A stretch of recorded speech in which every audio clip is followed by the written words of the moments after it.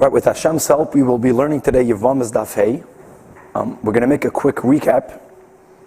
We are in middle of the sugya of Ese Doiche Loisese.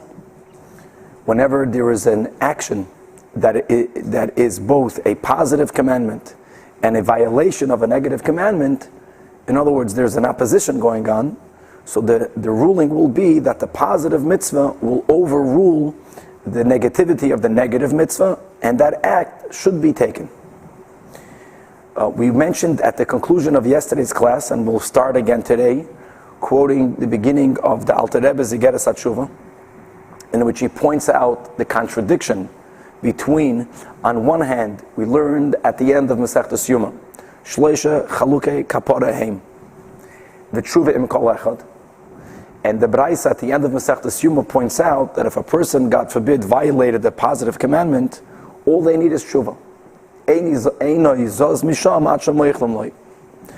When a person, God forbid, violates a negative commandment, their tshuva in itself is not enough. You also have to have Yom Kippur, which seems to imply that a violation of a negative commandment is more serious than a positive commandment, because the steps to having a full kapara, a kapara meaning, as the Alter Rebbe translates, a kinuach hachet. The word kapara means that Hashem wipes off all of the effects of the sin because we do tshuva. Or because we do tshuva and there's Yom Kippur and God forbid there's Yisurim v'chulei. So from there you see that a negative commandment is seemingly more serious. And here from our sugya, we are saying that a positive commandment overrules a negative commandment, implying that the positive commandment is more important. How do you reconcile that? So the Alter Rebbe explains the following. But first, B'Hagdama, another general Hasidic concept, that on one hand we find in Pirkei Avos, the Rebbe says that heavy zoir, the mitzvah kala, kiba chamura. The Mishnah tells you that you should not weigh a serious, more serious, less serious. It's all Hashem's mitzvahs. And at the other hand, what we're learning here, or in the end of Masechtas Yoma, or in many other places, we do have this: what's more serious, what takes more atonement, what demands greater punishment, sometimes, God forbid. So that should imply that there is a difference in mitzvahs. So in Chassidus we learn the following, that every time we keep a mitzvah, there are two parts to it. There is the mitzvah from the word tzavtza v'chibur. I am doing something and getting connected to Hashem, or I am not doing a negative thing and therefore getting connected to Hashem. And as far as my connection to Hashem is concerned, all the mitzvahs are equal. Al hein hein va'al laf hein. In other words, my listening to Hashem, whether it is by omission or by commission, by doing or not doing, if I'm obeying Hashem, I'm connected to Hashem. And then there's another part of the mitzvah, and that is the mitzvah's effect in the world. Really, in the world starts with Adam Kadmon, with the world of Atzilus, all the way down to the physical world, and on my godly soul, and ultimately on my animal soul, and on my persona, on my body even. That the mitzvah needs to have an effect.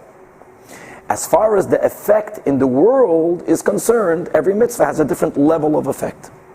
And therefore a mitzvah that has a greater effect, sometimes it will be considered the more important mitzvah. Or God forbid in reverse, a avera, a violation of Hashem's will, that has a greater negative effect, is a greater violation which will demand more steps until the person gets one's full atonement, one's full kapara. So this is how we reconcile the contradiction. And Alter Rebbe explains in Tanya the following, that as far as the effect in the world is concerned, a positive mitzvah brings a new light into the world. And Alter Rebbe quotes the words of the Zohar, that Reimach Pikudin Inun Ramach Evarim de Malka. Just like the neshama can only fully express itself in the body if the body is healthy, if there is, God forbid, a limb missing in the body, the soul has the power to see. But if there isn't a physical eye, then it cannot express its power of sight in the physical world because the physical eye is missing. The ultimate goal is to bring godliness into the physical world. And our mitzvahs, this is what it says in the Zohar, literally, our mitzvahs are Hashem's kaviyachol body. When the Jewish people keep the commandments, so the godliness of Hashem has the means through whom, through what, to express itself even in this physical world. Every positive commandment therefore draws down more light. directly to the light or creating a limb, and when there's a limb, automatically the light finds expression. Perhaps both are true. And therefore, in reverse, if a person, God forbid, does not keep a positive commandment, that limb or that light will not be drawn down. And as the Alter Rebbe quotes the Mishnah in Masechtas Chagiga regarding a mu'uves asher lo yuchal liskoin, that there are certain mistakes that can never be rectified, and the Gemara ultimately quotes a Braisa that gives an example, simply missing one time reading Shema. I am going to say Shema tonight, or I'm going to say Shema tomorrow, true, but the Shema that I missed, the light that could have been brought into the world, will not be in the world. Which is why the violation of a positive commandment is an unrectifiable loss, which is why the positive commandment overrules a negative commandment. Now, what happens when a person, God forbid, violates a negative commandment? There it's not about drawing light into the world. There it's about not blemishing the godliness that is already here. When a person, God forbid, violates a negative commandment, you're poigim, the person blemishes a certain level of godliness. Again, beginning all the way up in the world of Atzilus, all the way down to this world, in the person's neshama and in the world. Now it's evident, it's obvious, that whenever Torah is going to rule, that when you have the scenario of doing one action, which is both the fulfillment of a positive and a violation of a negative, if halacha, if the Torah rules that the positive commandment overrules the negative commandment, what will happen at that time? Obviously no blemish will happen. Because if Hashem is telling me do the act, even though under other circumstances where there is no keeping of a positive commandment, when that act is only a violation of a negative, that will make a certain pagam, that will make a certain blemish, it's going to hurt or clog up the revelation of godliness. But if Hashem says, then I'm keeping the commandment, I'm creating this new limb, I'm bringing down a new level of godliness in the world of Atzilus and into my neshama and into the world, and I'm not even making the blemish. I think it's important to bear this in mind when we're going to be learning today and also yesterday's sugya of Esa Doicha Loisasa, in understanding what is the underlyings of this question. So we're questioning a double question. A, from where do we know that a positive commandment indeed overrules the negative commandment? And number two, by the fact, coming back to our sugya of Yibum, there's a pasuk in the Torah that is referring to one of the 21 aroyos, and that is the erva of a person not being allowed to marry achois ishtay, one's wife's sister. And there is an extra word in the Torah called aleha, and that word is teaching us that if one's wife's sister falls to a person as a Yevamos, so the Torah tells you, do not marry her, which means that if not for the extra word, one might have thought that the positive commandment of Yibum overrules even a negative commandment that has the penalty of Kadas in it. So that, where do we know that a asay should overrule, and normally does overrule, does push aside, does suspend the negative commandment, even if the negative commandment has Kadas that was not yet addressed. The Gemara began addressing, before we come to a lav that has in it a higher penalty, a more severe lav, a negative commandment that affects a greater level of godliness. Before that, how do you know b'chlal, even when there is no kares, even when it's an ordinary, if you can say that word, ordinary violation of God's will, how do you know that over there, if there is one act, and we said the word bi'idna, that while you do the positive, then you are violating the negative, how do you know that one overrules the other?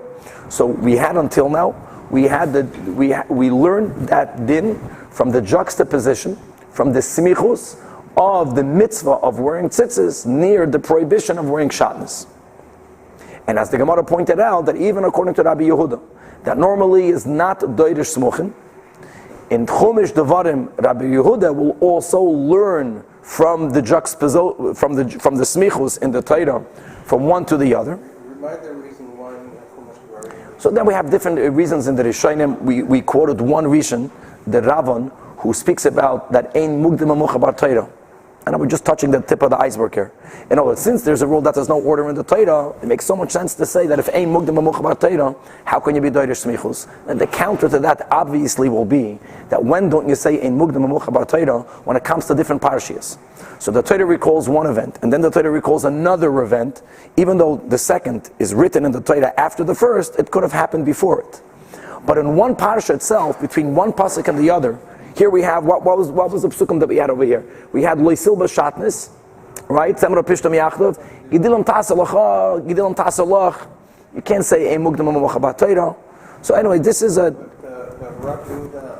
Rabbi Yehuda holds that you're not doider smuchin. Only in Mishnah Torah. When? Well, Mishnah Torah is different. It was written by Moshe Rabbeinu, so it's more understandable, even though it's written in Nevuah. And even there, only when it's both muchach and mufna, or one or the other. Okay, and just to finish recapping, and the Gemara explained how these verses are both evident and they're superfluous. But the reason why they were superfluous, that was the conclusion, the reason why it is mufna, because the Torah did not need to write the words tzemer pishtim. Why? Because you have the Tana of the Yeshiva of Rabbi Yishmael, who says that since the Torah one time, in the dinim of tzaras, articulated that the word beged, that the word garment, means a garment of wool or of linen. From there you learn to the entire Torah that whenever Hashem says the word garment, it means wool or linen. And since it says over here regarding shatnez, don't wear a beged, so we know tzemeru pishtim. So tzemeru pishtim is extra, that's the mufna. And that's why we are allowed to be doider smuchim, that asay loichaloisa said that wear tzitzis even if it's made out of shatnez. I just want to, before we go into the top of the Amid, just to make one small correction, that in the beginning of class yesterday, we were mentioning about the be'idna, they have to come at the same time. And we just pointed out what the Achronim speak about, that by Yibum, really the mitzvah seems to be biyah. The Isser of Ereva is from the Kirva, and therefore the question is, it's not be'idna. So we just wanted to clarify, I made a mistake yesterday, that the Isur of Kares, one gets by an Ereva, God forbid, if there's an act of Biyah. But when it comes to a Lav, you're over a Lav even in getting near. There's already a Lav there. So it's not Me'idna. That discussion is still valid regardless. But let's go back over here. That was for yesterday. Look, on top of the Amid, says the Gemara, Tinach Latana Devei Rabbi Yishmael. Everything we said yesterday, and again, one more recap, and that recap will be that either we're trying to make this work even according to Rabbi Yehuda, who needs to have by smuchim in chumash devarim muchach and mufna, or there are other rishonim that say that even though normally the sages, the chachamim, don't need to have a extra wordings in order to be doider smuchim, but being that mitzvahs asay doichem mitzvahs lois asay is such a fundamental rule, and we are learning from here for the whole Torah, that whenever there is an act of an asay and a loisase, so even the chachamim would want for this muchim for it to be mufna. So this is needed even according to the chachamim, according to certain rishonim. So the question is, let Rabbanan mean Allahu? The Rabbanan don't hold that the word beged by default means wool and linen. That's only Tana Devei Rabbi Yishmael. Don't forget, the Torah only said wool and linen by the din of tzaras. Here, by shatnez, if the Torah would not have spoken out wool of linen, then you would not know what type of mixture is Hashem speaking about, perhaps. And since you would not know what mixture, one could mistakenly thought that any two fibers cannot be intertwined together. So the Torah has to write the words, no, I'm speaking about a mixture of wool and of linen to the exclusion to any other mixture. So it's not extra. So how are you doider smuchim? And if you're not doider smuchim, how do you know that you are allowed to wear a beged of tzitzis, even though it has an shatnez? There was a famous question of an achron called the Bris Avraham that all of the achronim speak about. Even yesterday in the shir we mentioned Bekitzer, at least we were learning a little bit quick at the end, that when it comes to shatnez, the isur is about wearing a garment from where you benefit. There has to be hana'ah, which was why moichrei ksus, if a person is just selling garments and they throw it over their shoulder to show it off, and they're not benefiting from it, even if the garment has in it shatnez and they're selling it to a non-Jew, you can't sell it to a Jew, because lifnei iver lisit and michshel, then they're allowed to do it. So he asks a very simple question. Why are you telling me that you can wear a beged of tzitzis? Because asay doichaloisasa? Maybe not. Maybe asay is not doichaloisasa. However, being that when you are wearing tzitzis, you're wearing it for the purpose of a mitzvah, And mitzvah lav lehenis nitnu. In other words, the benefit that you get from a mitzvah is not classified as a benefit because you're not doing it for the benefit. You're doing it for the mitzvah. So maybe the reason why you can wear tzitzis that has a shatnez is because you don't have hana'ah. Because there's no hana'ah. And when do you violate the isur of shatnez? Only when you wear something in which you have pleasure. That was a big question. You have a Avnei Nezer that answers the question by saying that the mitzvah is not on the garment. The mitzvah is only in the strands. No, the mitzvah is in the strands. Saying the mitzvah is in the tzitzis itself, in the tassels, and you're getting hana from the beged, and there's no mitzvah in the beged. Oh, then you have people that prove that it's not true. It can be that the mitzvah has to be in the beged with many rayas. I heard a beautiful class from Rabbi Asher Weiss on this sugya. He says the following, a big chiddush. He says that the prohibition of wearing shatnez is not, you can't have hana'ah. The prohibition of shatnez is you're not allowed to wear a garment that has a mixture. There's a side condition, which is that the prohibition of wearing a garment is only if you happen to have hana'ah. But it's not a mitzvah of hana'ah. You're not allowed to, it's a isur on putting on a garment of shatnez. And over here, you put on a garment of shatnez. Even though here, while you're doing the mitzvah, you're not getting benefit, but you're putting on a garment that is made out of shatnez, and you're wearing a garment in a way that this type of levisha has in it a hana'ah, you're wearing it, and therefore there would be a violation, and the only reason why you're allowed to do it is because of mitzvah sasei, doicha mitzvah sloi sasei, and let's move on. So the Gemara attempts in the beginning to bring other mitzvahs in the Torah from where you can see that a positive commandment that comes together with a violation of a negative commandment, that you can do that action, do it, asay doicha loisasa. So the Gemara attempts to learn it out from the law of roishoi, from the law of shaving of one's head. What are we referring to over here? We are referring to a mitzvah. When a person in Parshas Mitzvah, in the beginning, that when a person has this affliction on the body that looks something like a leper, or he becomes something like a leper, there's a leprosy sign on the body, and the person first has to await for that sign to leave his body.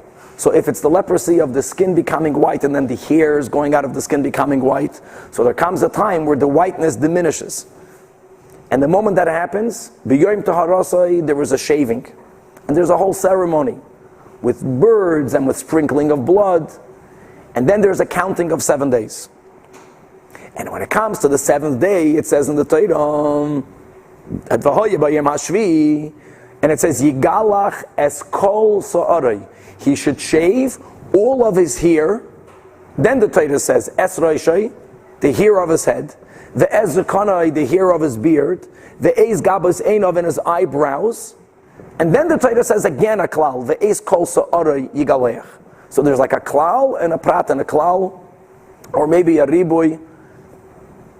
Miyut riboy, that's a machlekes Rabbi Shmuel and Rabbi Akiva, which is relevant but not for right now. So the question is, if Hashem says the mitzvah on the 7th day should shave all of his hair, so why did the Torah have to repeat and the hair of his head? Yeah. If you have to shave all your hair, it includes the hair of your head. So on this, the Braisa answers, because since it says in another pasuk, that a person, a man, is not allowed to shave with a razor the corners of his head, this mitzvah is known more in with its positive wordings. You have to leave payas.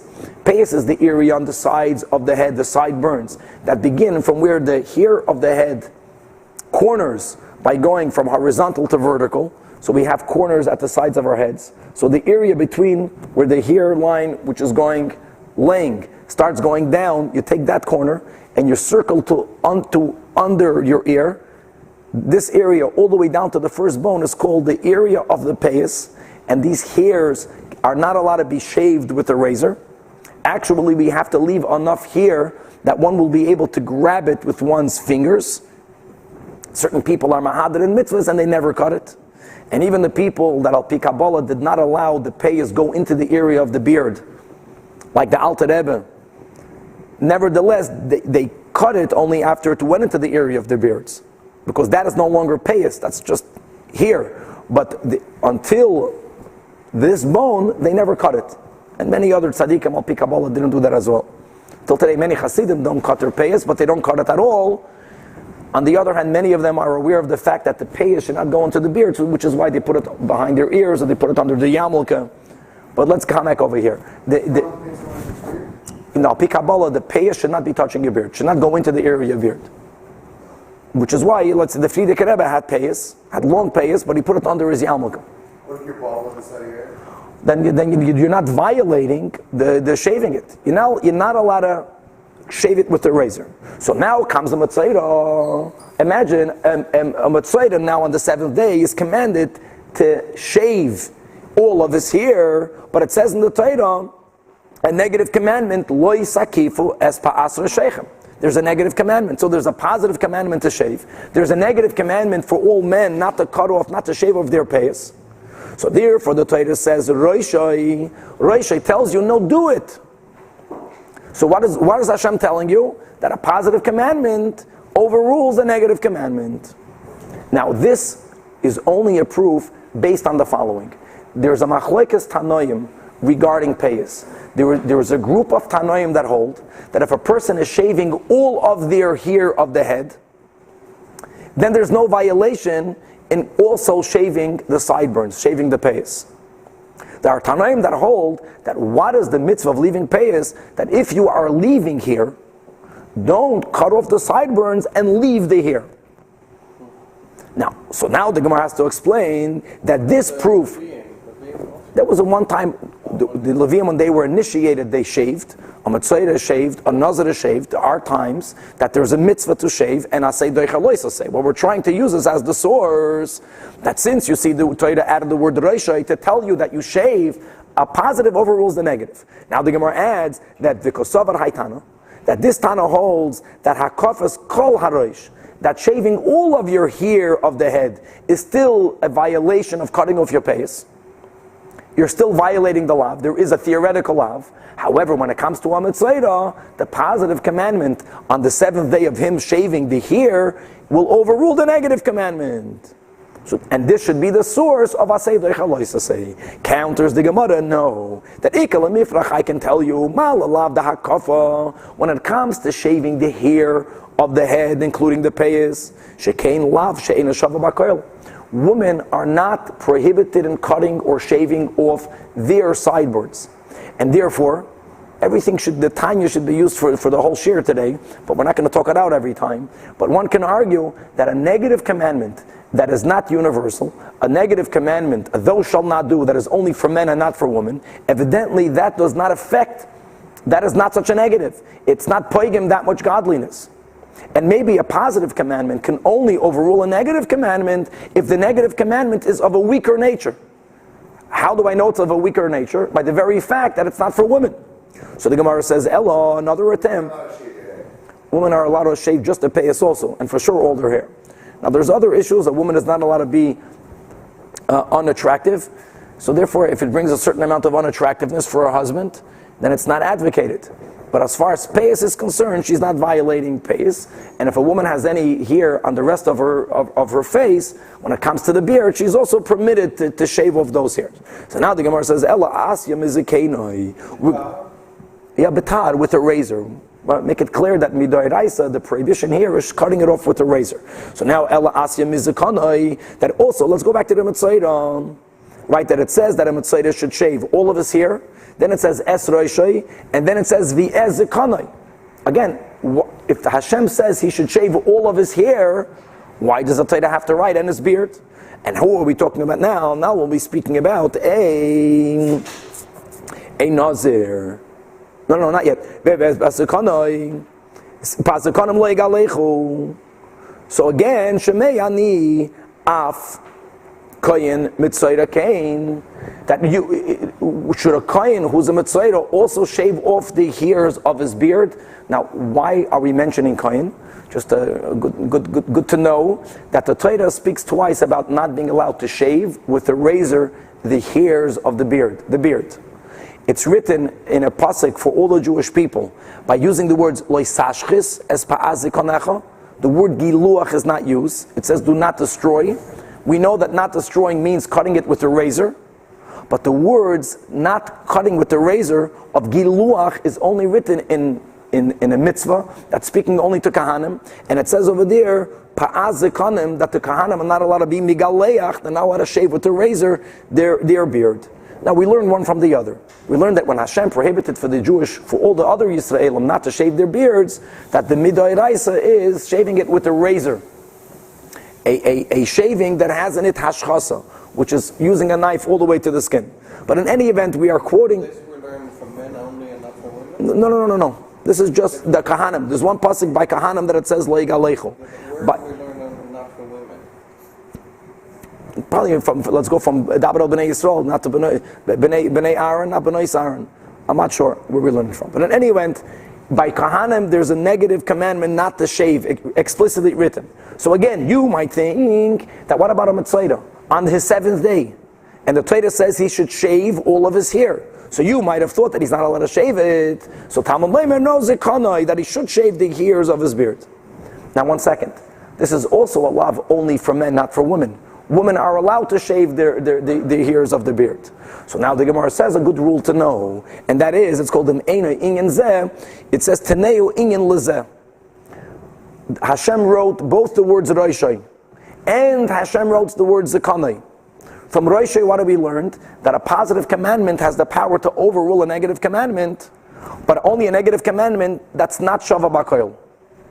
And now Hashem again says the words beard, which is again telling you that a positive commandment has the power to overrule a negative commandment that's not Shava Bakoil, because a beard is only for men and not for women. But we already know that a positive commandment can overrule a negative commandment. So why does Hashem tell you the same din twice? The first time is taka to tell you that it's doicha lav, that's not shava bakoil. The second time is telling you that even if the lav is shava bakoil, even though it's not the case of the beard, but that's the way we make limudim. So ve'im ein inyan lav she'eina shava bakoil, because it's not needed, is teneu inyan lav shava bakoil. Says the Gemara, it's not true. It's needed for the beard. Why is it needed? Vakati, you still need it because I might have thought that kahanim are different. Why are kahanim different? In other words, let's go back to this concept. When Hashem tells a kohen not to do something, the pigam, the effect that the kohen will have, if God forbid he, or for the mitzvahs of the woman kahanim, she violate their mitzvahs, it's a very big effect.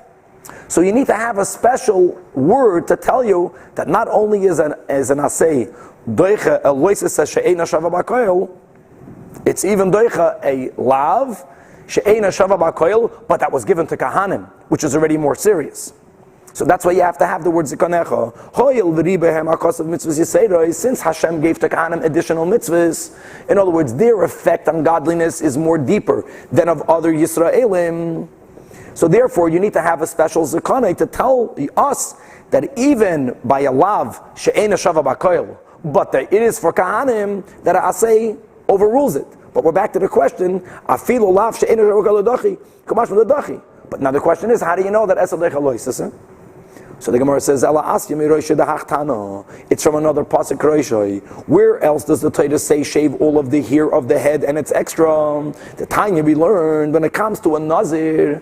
Same thing, when a Nazir finishes his or her days of Nazirus, a Nazir is a vow in which a man or a woman makes that will affect them in 3: abstaining from grapes, from wine, from anything that comes from grapes, any product of grapes. Number 2 is that they're not allowed to become tamei, and number 3 is that they are not allowed to shave the hair of the head. But when it comes to the end of the Nazirus, what happens if a Nazir becomes a Mitzayra? So that normally a Nazir is not allowed to shave his head. So you would have thought that if a Nazir becomes a Mitzayra, and now the signs of Tzaras left him, and it's on the 8th day, it's the 8th day, he has to shave once. And then on the 7th day of the counting, he has to shave again. So you might have thought that a Nazir should not shave the hair of his head. So it says Roishai that even he should shave. Now a Nazir and the prohibitions of a Nazir are applicable both to men and to women. It's a lav hashava lakoil. Nevertheless, the positive commandment of a mitzvah shaving overrules the negative commandment of a nazir not shaving. Again, the Gemara is not happy. I can refute that by saying that the lav of a nazir, thou shall not break your nazirus, is not such a strong lav. How do I know that? Because you can, through a petition, you can release the prohibition, what we call hataras nadarim, that if you sit in front of the Yachad Mumcha or in front of a court, we just did this at Rosh Hashanah, then there's a power to retroactively nullify the vow. So even though that this person did not nullify it, the fact that it's a prohibition that could be nullified, that proves, that's a siman, that the prohibition is of a weaker nature. So maybe when does a positive commandment overrule a negative commandment? If it's a negative commandment, that's not that strong. That is yeshna b'she'ela. And I'll prove to you that this is correct, because the Ilay Teimahacha have another question. We normally have a rule that a positive commandment cannot overrule another action that has in it both a negative and a positive. Ese doiche loisase. Ve'ein ese doiche ese v'loisase.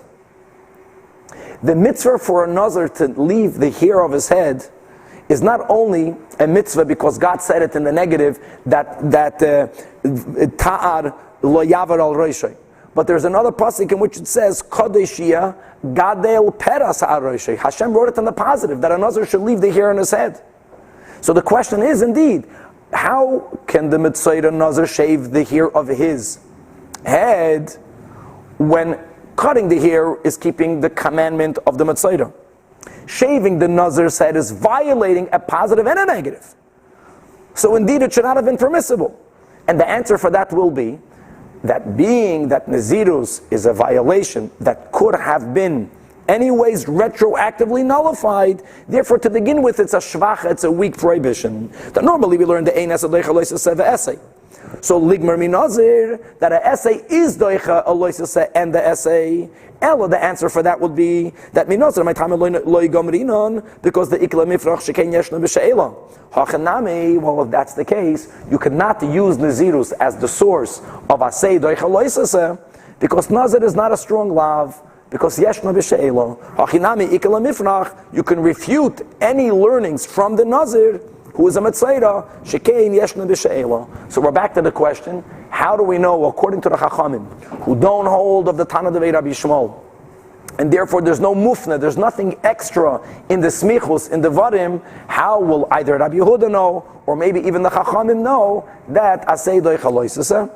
And the conclusion will be that everyone learns it from tzitzis. Says the Gemara, Elo La'olam, turning the page, Mikra Kama. We're going back to kalayim b'tzitzis, that a person is allowed to wear a garment that is made out of linen, even though all of the strands are of wool. It's kalayim. Normally that would have been a violation of a negative commandment. And one is allowed to wear it because of the mitzvah tzitzis. Esed leicha loisase. And from here we learn for the whole Torah. But how do you know that tzitzis is esed leicha loisase? There's no mufni. So the Gemara is going to show that there is something extra there. And we're going to attempt, and finally succeed. So the first approach is Ela Imkein Leimakrot Tzitzis. The Torah in Parsha Shalach, the Parsha that we say every day in the Shema, we refer to the fringes using the word tzitzis. The whole time. Right? Tzitzis.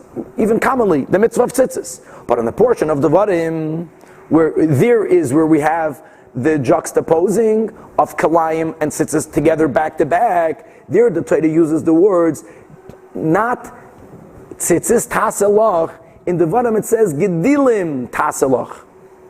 So why did Hashem change the words to gedilim? And like the Meiri points out, what difference is there? A letter. Tzitzis in the Torah is spelled with 4 letters. It's tzadik yud, tzadik sof. Yeah, we all know that the numerical value of 613 only works if you have another yud. But just to know that in the Torah, tzitzis is tzadik yud, tzadik sof. Gedilim, which is 4 letters, tzadik yud, tzadik sof. Gedilim is gimel, dalid, lamed, yud, mem. 5 letters. So Hashem uses a word that has an additional letter. Or stam, why did Hashem change the word? So Shema Minei, that addition is la'afnuye, it's considered something superfluous, an extra letter, to teach you, to draw your attention, and to learn smichus, that when it comes to tzitzis, you can even wear tzitzis made out of kilayim. It counters the Gemara, that's not correct. There's another reason why Hashem changed the word from the normal tzitzis to the word gedilim, which means fringes. That's teaching you a din regarding the numbers, the quantity numbers, and also the length of every tzitzis of the fringes. And what we're going to learn now is actually halacha l'maisa that a gedil, if Hashem, you would have used the words fringe. Gedil means to twine. The word twining implies two. One is twined with the other. Minimum two. So gedil means two, because it's a minimum two. And when it says gedilim, twined fringes, so if each fringe is already twined, so minimum of fringes is weiter too. So that's 4. So arba. So from here is where we learn that you start out with 4 fringes, which we do. It's just that we put it through the corner and they're bended over, so the 4 becomes 8. But it's really 4 fringes from the word gedilim. And another din, which is not directly connected here, but we're going to say it anyway, that the Torah normally uses the words gedilim, and in one place it says hakanaf psil. The word psil means a tassel. The word tassel has a singular connotation.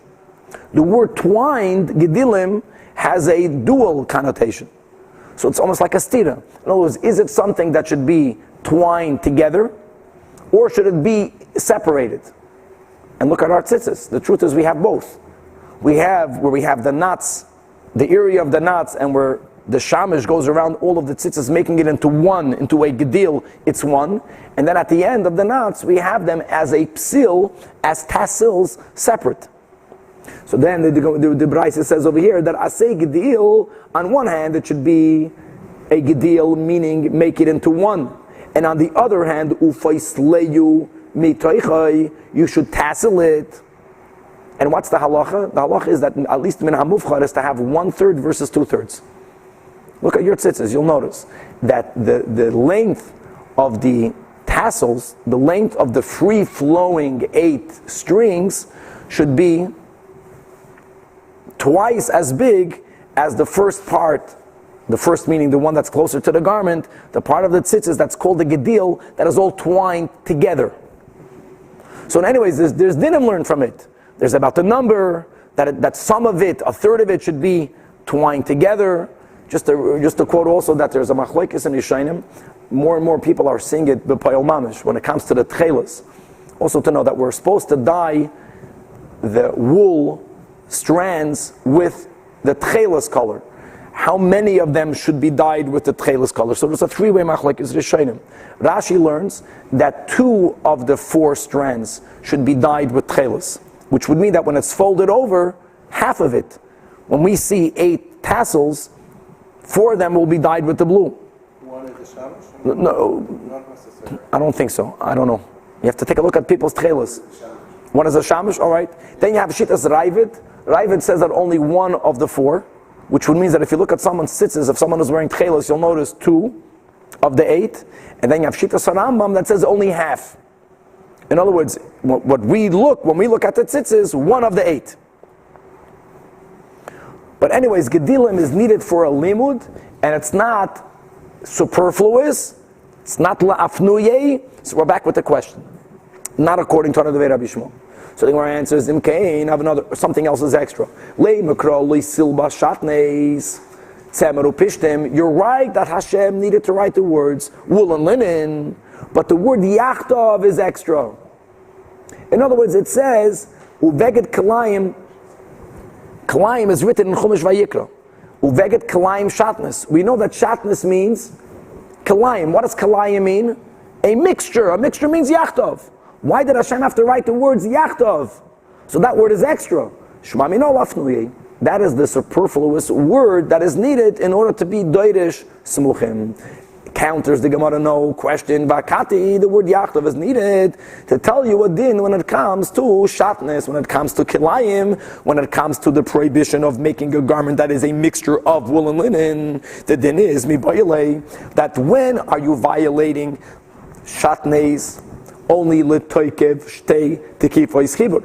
Only when you stitch two passes together. The case here is when you have one garment out of wool and another full garment made out of linen. And a person goes and they connect it. The fiber that they are using is another fiber. I'm saying that because when it comes to tzitzis, if the garment is made out of linen and you put one thread of wool in it, that in itself is shatnez. Here we're speaking about a garment that's made out of wool, another garment that's made out of linen, and you're using a third fiber to connect them. So there's a din, when will the connection be enough for a person to say, you got shatnez? Only if you stitched it twice. If you pass the thread through both of them twice, because then it's yachtov, then it's really strongly connected together. If the stitch only goes through once, then you're not violating shatnez. Again, in the case where you have two separate garments, because all of the Rishonim are asking, 1 second, tzitzis, you're only putting through the wool through the linen. You're only putting it through once. Forget about the knots later. The part that goes into the garment is one, not two. Doesn't matter. Here we're speaking about two separate garments. You're connecting it together with other fibers. And there you only violate shatnez if they were two stitches together. So that's the word yachtov. However, with kifa achas, one pass, ein chibur, it's not strong enough for you to consider this a mixture. So counters the Gemara, no. The word that is extra is the word of shatnez. Why write shatnez? If you're saying tzemer upishtim yachtov, you're saying clearly, don't make a garment that is a mixture of wool and linen together. Yeah, that garment is called shatnez. The whole word is extra. Lamali.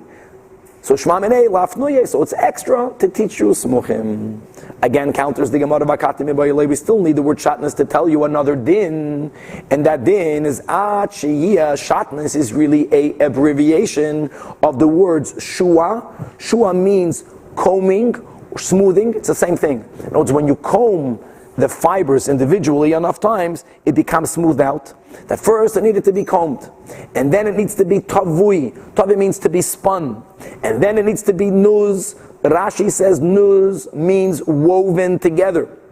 So the Shitas Rashi and Shitas Tosfos, a big argument, important argument. Rashi says that when are you violating shatnez? If the wool and the linen together were both shua, tavui, and nuz.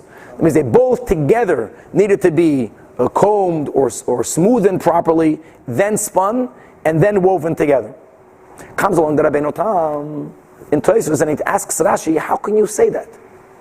It can't mean that this din of that you are only violating shatnez when you have shua, tavui, and nuz to both the tzemer upishtim together. We just learned the line before that yachtov teaches you only need to stitch them together with two stitches. But if you had two stitches, then you're shatnez. They were not woven together, they were not combed together, they were not spun together. They're just two passes of the needle. That's a big question on Rashi. And therefore, the Rabbeinu Tam learns that what it means, shua, tavui, and nuz are dinim in each fiber by itself. What's considered the beged? We're spoiled. We have beautiful garments. We have no idea how much work went into the fibers before you made it into a garment, which is why the garment feels as good as it does. Now, when are you violating the isur of shatnez? If the wool in itself, before you made a garment out of it, first you combed out in preparing the fibers of the wool itself, and then you spun. And then the Rabbeinu Tam teaches that nuz doesn't mean woven. Woven means one with the other. He teaches the word nuz means twisted it. Every fiber is twisted, which makes the fiber stronger because every fiber has in it a couple of fibers. That if all of the fibers of the wool went through the shua, tavui, and nuz, and also all of the fibers of the linen went through shua, tavui, and nuz, and then you stitch them together twice, you got yourself shatnez. The problem is on Rashi, that how can Rashi say that you only violate shatnez when the wool and the linen together went through the process of shua, tavui, and nuz, when we just learned before, even more the Rishonim ask, what's the whole thing of tzitzis? What's the case of tzitzis? That you have a garment of linen, and you put, for the fringes made out of wool, because they have to be made out of wool, because they have to have tchelis on them, or on some of them, and tchelis can only be dyed on woolen fringes. But there's no shua, tavui, and nuz. Like, it's such a strong question. So you have many people answering Rashi. The Re'im, we just quoted him before without quoting his name, explain like this. There are three types of scenarios. You have tzitzis. Tzitzis is where you have a garment made out of wool, and you want to put in its corners other strands. So if the garment is made out of linen and you put in it woolen tzitzis, that is shatnez according to everyone. You don't need there the shua tava yanuz according to Rashi. Or if you have two separate garments, one wool, one linen, and you are tying them together, when you tie them together, it's evident to everyone that this is wool and this is linen. You can see that it's a mixture. It's more problematic, and there only two stitches bring on the prohibition. But when it comes to making a garment like our shirt or our suit, if someone makes a garment of wool and linen, there you can't notice that it's wool and linen, because they're woven all together. So over there, when are you violating the din of shatnez? Only if you wove it together properly, very bachavadik, shua, tava, yanus. But if you didn't go through these three phases in the garment itself, being that it's mixed together to the point that you cannot recognize which one is what, then according to Rashi, taka, there's no issur shatnez. But going back to the tzitzis, by the tzitzis, if you see the garment is made out of linen, a garment that's made out of 100% linen is recognizable that it's made out of linen. And you look at the fringes and you see they're made out of wool. There, even putting it through once is already a violation of shatnez. In any event, let's come back. I do not know who we paskin like. But in any event, one thing is for sure, that tzitzis would have been considered shatnez according to Rashi as well. And Eloma Hashem, because of the smichus, is telling you that you could wear tzitzis even if it is a linen garment and woolen fringes, because asay doicha lois asay, and not only here but in the entire Torah, a positive overrules a negative. So according to Rashi, you had a garment that was woven together out of these two types. And if it was not done, But one of those stages were not done together. then there's no violation by the Torah. Then there's no violation of the Torah shatnez. Correct. This is a big discussion over here. But before the essay is only on a male, and it's not on everyone. And before we took an example of the lotas, so it's only on half the population. So wouldn't that change the weakness or the strength of the essay? Over the lotas, because before we learned the lotas, it's only on. Did we learn the Loita says not on everyone? So you're making a very good point. Here you're asking that the mitzvah asay is only for men. The mitzvah asay of tzitzis is only on men. I'll go further, that even though normally, when it comes to a positive commandment that's time-bound, clear, we learned some menachas, that tzitzis is a time-bound mitzvah, because Laila lavzman tzitzisi.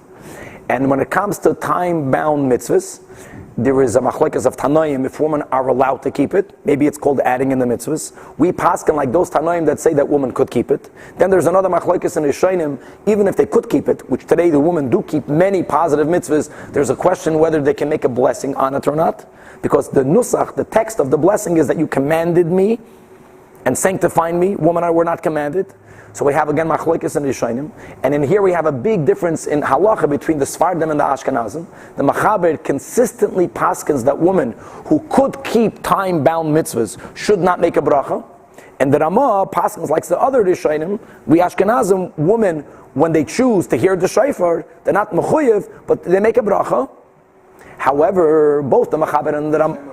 Yeah, because Asher Kiddishonu b'mitzvaysev means we the Jewish people. However, when it comes to tzitzis, it says in Shulchan Aruch that mechzeh ki yuhara, that women should not wear tzitzis. It's one of those exceptions.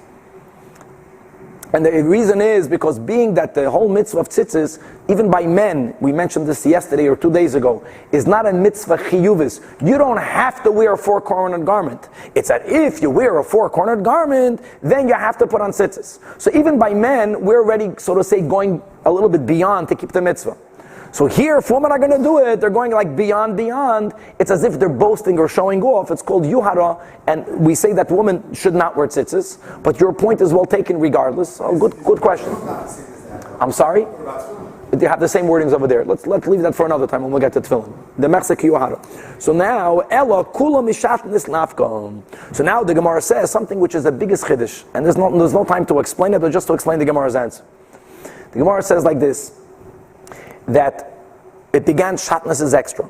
So the Gemara counted, no, shatnez is not extra. Shatnez is to teach you the din of shua, tavui, and nuz. So the Gemara says, 1 second, if the only thing Hashem wanted to do was to teach you the law that shatnez is only when they were the fibers, Rashi, Rabbeinu Tam, Shua, Tavui, and Nuz, then Hashem would have spelled out the words Shua, Tavui, and Nuz. By the fact that Hashem put it together in one word, the fact that it was made into an abbreviation, that in itself teaches you the other din of smichus. So everyone, just a question. The question is simple, great, the answer is complicated. This concept goes against everything we always learn about. We just learned this before, the Me'iri, between tzitzis and gedilim. Why was gedilim theoretically better than tzitzis? Because it has one letter less. By the Torah, the system of the Torah is to write what's needed, not to write anything addition. And here, the whole answer of the Gemara is very unusual. It's based on the opposite. That since Hashem could have written out Shua, Tavui, and Nuz, why did he make it into a shorter word? Aha! To teach you that it's extra. The smallness God is extra, and that's lafnuye. Okay, this question is a question. We'll leave the question standing just to be aware of it. So now, the Gemara concludes, not only according Tana Devei Rabbi Yishmael, that Semer Upishtim is extra, even according to the Chachamim, the word shatnez somehow is extra, and that teaches you, that calls your attention to be Doirish Smuchim.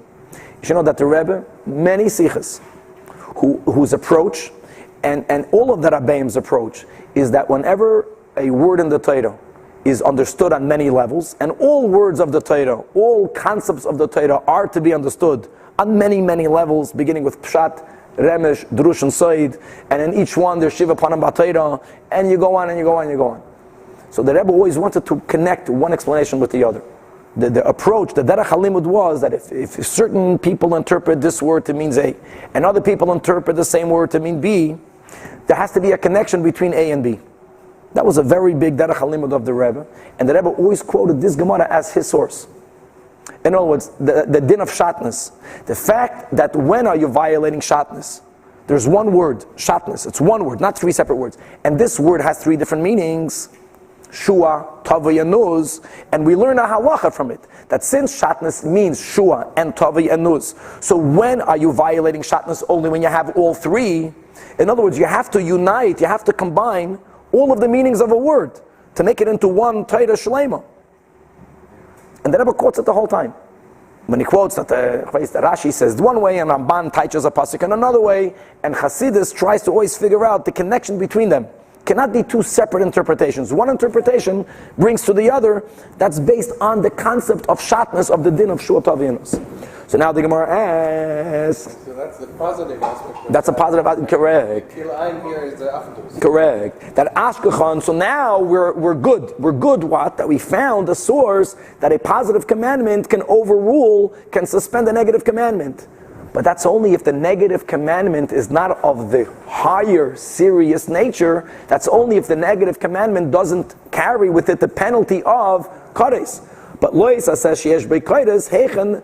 Going back to the original question, because when it comes to Yevamos, we found a Braisa that said that Hashem needed to write an extra word, Aleha, to teach you, Lemeisra, to prohibit the Achais Ishtay on the Yavam. If not for the word Aleha, one might have thought that a Yavam should do Yibum with his wife's sister. Hashem says, you're not allowed to have a relation with your wife's sister with a penalty of Kares. Nevertheless, one might have thought that you should do it anyway. Why would you even think so? So now the Gemara is going to begin giving you various scenarios where we find the same moment where one act is both a positive commandment, and that very act at the very time is violating a negative commandment that has the penalty of kares. And we'll find in the Torah that normally the positive commandment even overrides shachalav. So let's begin with bris milah. What is bris milah? Bris milah is Shabbos. Shabbos, a person is not allowed to draw blood. Shabbos is a negative commandment that carries not only kares, but Shabbos carries the penalty of skila. The act of a bris milah is a positive commandment.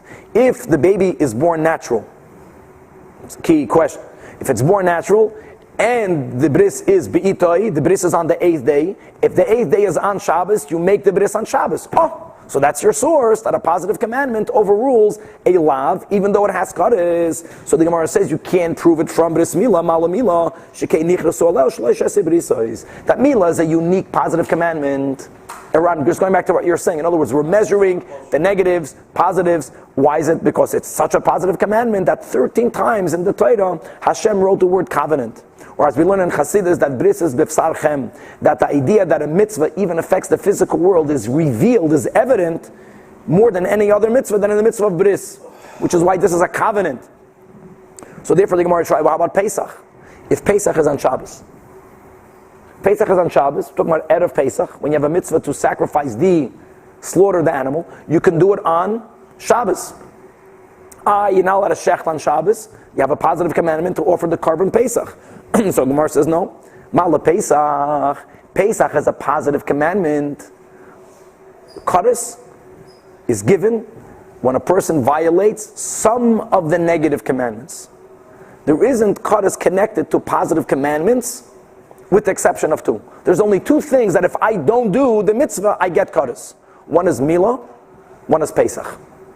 So maybe the reason why the mitzvahs asay of Pesach overrules Shabbos, even though Shabbos has in it kares and skila, because the positive commandment of Pesach is so important that if you do not do it, you get kares. Everyone asks why the Gemara couldn't say that before by bris milah. The two exceptions of a mitzvah say that has kares is milah and Pesach. But then moving on, so the Gemara gives a third proof from Tamid. Every day, including Shabbos, twice a day in the Beis HaMikdash, you offer a sacrifice, right? In the morning and in the afternoon, the Tamid shal shachar, Tamid shal ben arbaim. Offering the tamid is keeping a positive commandment. Shechting and many other things that was done to the carbon is violating Shabbos. You bring the carbon tamid. So he says, Ma'ala tamid is also different, Shekein tadir. Because being that it's a mitzvah that needs to be done consistently, maybe a mitzvah that is done every day, or as the other Rishonim point out, Musaf is not done every day, but Musaf is Doiche Shabbos, it's done every Rosh Chodesh. There's a consistency to the mitzvah. That is the only type of mitzvah that can overrule a negative commandment that has kares. But Yibum is not a consistent mitzvah, it's one in a lifetime mitzvah. Maybe that mitzvah asay is not as important. So the Gemara says, so you're right, Mechadolei Asya, we cannot learn a asay from a lav sheyesh beikares, from either one of the three separately. So it's not from bris, and not from Pesach, and not from Tamid, but however, there's one of the derech halimudim of learning dinim is something called a tzad hashava, which is called a common factor. So why don't we put two of them together, or maybe even three of them together, and make a tzad hashava? So the Gemara says that's not going to work, because mehei teisa, from which ones of the two are you going to, which two of the three will you put together? If you're going to put together Milah and Pesach, no, I'm going to argue both of them are positive commandments that have in it the penalty of kares for not keeping the mitzvah asay. If you're going to put together Pesach and Tamid, true that Tamid doesn't have in it kares, but Pesach and Tamid are both karbanos. So maybe there's something unique about a carbon. Shekein soirech gevaya. It's being offered directly to Hashem.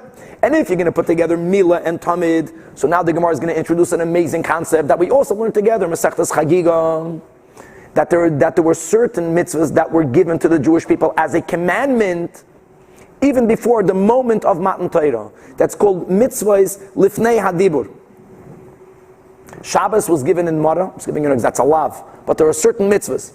You have the mitzvah bris milah and the carbon tamid without going through the whole shakel v'taria. But on Chagiga Davav, we had a machlekes b'Shamai and b'Silul regarding oilas re'iyah, and there's a pasuk that speaks about what happened on the 5th day of Sivan, implying that we offer to Hashem a oilah, and the question was, what was that oilah? B'Shamai says that oilah was oilas re'iyah. B'Silul says that oilah was a carbon tamid, and he holds that we were commanded to bring the tamid before the moment of Matan Torah. Shikein yeshnu lifnei adibur. So the Gemara is implying here that a mitzvah that was commanded to us before the Torah was given is somehow a stronger positive commandment. Maybe only such a commandment can overrule a lav with kares. So the Gemara adds, and this will only work a little bit among the Amar, Oila shikrivu Yisrael b'midbar, Oila stamer hava, which is shitas beisilo. So the Gemara, so therefore there's a kasha, you can't learn it each one of the two of the three. Any way you group two of the three, they all have a unique advantage, which can justify why they, and only they can overrule a lav. And I put all three of them together, that also will not work, because ironically, Milah and Pesach, and Tamid, all three of them were given Lifnei Hadibur. So it comes along the Shagasaria and he asks an amazing question. And we'll close with that. There's a whole story of Yeshua, Tzimach, and the Gemara speaks about it. When Yeshua went into Eretz Yisrael, we got their Pesach time. Right? There was no more manna. We have a mitzvah to make matzah. But there's a new mitzvah related to Israel that we're not allowed to eat from Chadash. No, it's produce that grew in this year. And we didn't yet have the carbon omer. Or today, when there's no Beis HaMikdash, the 16th day, whether it is morning or Takanas Chachamim the whole day, until the afternoon, we can't eat Chadash. So there's a whole question, how are they allowed to eat matzah? The Gemara speaks about it when a Chadash, it was only Chadash. It's a great question. Because the mitzvah of matzah is on the night of Pesach. That's before the 16th of the Omer. So now the question is, what was he b'chlal worried with?